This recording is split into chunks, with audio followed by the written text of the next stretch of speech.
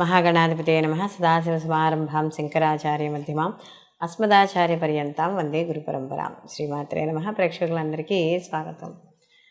మనకి కొత్త సంవత్సరంలో మనకి ఇంచుమించు సంవత్సరం మొదలైన 4 రోజులకి ఈ రవి మార్పు అనేది కనపడుతోంది మనకి. అంటే ఏప్రిల్ 13వ తారీఖున రవి గ్రహము ఇక్కడ మేషరాశిలోకి సంచారం, అంటే ఆయన ఉచ్చ స్థితిలోకి సంచారం చేయడం అనేది జరుగుతుంది. అయితే రవి ఎప్పుడైతే తన ఉచ్చక్షేత్రంలోకి వెళతాడో ప్రతి గ్రహము కూడా అక్కడ మనకి మార్పు చెందినప్పుడు కొన్ని శుభ ఫలితాలు, కొన్ని అశుభ ఫలితాలు ప్రతి రాశికి ఉండడం అనేది జరుగుతుంది. అయితే ఇప్పుడు 12 రాశుల వారికి ఈ యొక్క రవి గ్రహ మార్పు వల్ల శుభాశుభ ఫలితాలు ఏ విధంగా ఉంటాయి అనే విషయాన్ని తెలుసుకుందాం. అలాగే ఈ 12 రాశుల వారికి కూడా ఎటువంటి ఏవైనా అంటే వాళ్ళకు ఉండే దోషాలను అనుసరించి వాళ్ళు ఇటువంటి రెమెడీస్ని పాటించడం ద్వారా వాళ్ళకి అనుకూలమైన ఫలితాలను పొందుతారు. ఇలాంటివన్నీ కూడా మనం ఇప్పుడు ఈ వీడియోలో తెలుసుకుందాం. మేషరాశికి అధిపతి కుజుడు. మేషరాశిలోకి అశ్విని 1, 2, 3, 4 పాదాలు, భరణి 1, 2, 3, 4 పాదాలు, అలాగే కృతిక 1వ పాదము మేషరాశిలోకి వస్తాయి. అయితే మేషరాశికి ఈ రవికి ఉచ్చస్థానంగా మనం చెప్పవచ్చు. ఎప్పుడైతే గ్రహము తన ఉచ్చస్థితిలో ఉందో, అంటే జన్మలో ఉన్నా కూడా ఇక్కడ మేషరాశి వాళ్ళకి ఉచ్చస్థితిలో ఉండడం వల్ల వీళ్ళకి కొంత అనుకూలంగా ఉండడం అనేది జరుగుతుంది. అంటే సహజంగా రవి జన్మలో ఉన్నప్పుడు ఎలా ఉంటుందంటే శారీరక శ్రమ అధికంగా ఉండడము, లేకపోతే మానసిక స్థితి సరిగ్గా లేకపోవడము, ఎక్కువగా అలసిపోవడం, ధనం ఎక్కువగా క్షయం అవ్వడం, ప్రతిదానికి కూడా కోపం రావడము, ఇలాంటివి ఉంటూ ఉంటాయి. అయితే అక్కడ తన ఉచ్చస్థానంలో ఉన్నాడు రవి. ఎవరు? పంచమాధిపతి అయ్యాడు. సో పంచమాధిపతి అయిన రవి జన్మలో ఉండడం వల్ల సంతానపరంగా ఏవైనా ఉద్యోగ అవకాశాలు కానీ, ఉద్యోగాలు కానీ, లేదా పిల్లలకి సంబంధించిన విషయాల్లో వాటిలో అనుకూలంగా ఉండడం, కాస్త చిన్న చిన్న ఉద్యోగ విషయాల్లో చిన్న చిన్న ఉడిదుడుకులు ఇలాంటివి ఏమైనా కొద్దిగా టెన్షన్ పడుతున్నా కూడా మంచి అవకాశాలు లభించడం అనేది జరుగుతుంది ఈ యొక్క మేషరాశి వాళ్ళకి.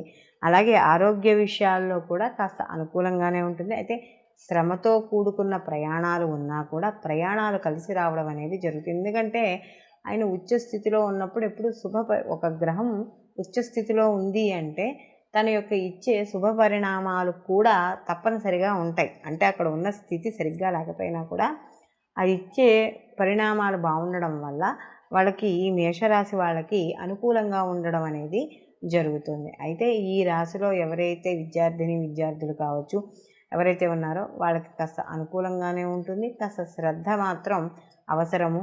వ్యాపారస్తులకి, సినీ కళారంగ, రాజకీయ రంగాల్లో ఉన్న వాళ్ళు వీళ్ళందరికీ కూడా కొంత నూతన అవకాశాలు లభించడం అనేది జరుగుతుంది.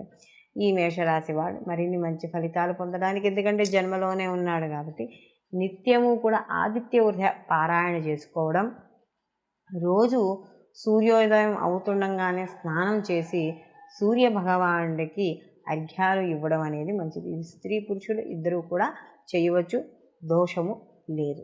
అయితే మనం ఇప్పుడు 12 రాశుల్లో మనకి ఏ రాశికి ఆ రాశి గురించి రవి యొక్క మార్పు గురించి చెప్పుకున్నాం. మారడం వల్ల అసలు సహజంగా రవి ఆత్మకారకుడుగాను, అలాగే రవి గ్రహాల్లో కల్లా రాజుగాను చెప్పడం అనేది జరుగుతుంది. రవి సహజంగా ప్రభుత్వ ఉద్యోగస్తులకి ప్రభుత్వ పరంగాను, న్యాయపరంగాను, అలాగే ఎవరైతే ఈ ప్రభుత్వ రంగాల్లో పనిచేసే ఉన్నత అధికారులు, రాజకీయ పరంగాను, ఇలా అన్నింటికీ కూడా ఈ యొక్క మనకి రవి కారకుడు. ఎందుకంటే రవి అనేటప్పటికీ రాజు అంటే ఏమిటి? దర్పం. తన యొక్క అంటే ఒక దర్పంగా మాట్లాడడం, ఒక అధికారికంగా మాట్లాడడం, ఇలాంటివన్నింటికీ కూడా రవి కారకుడిగా చెప్తాం.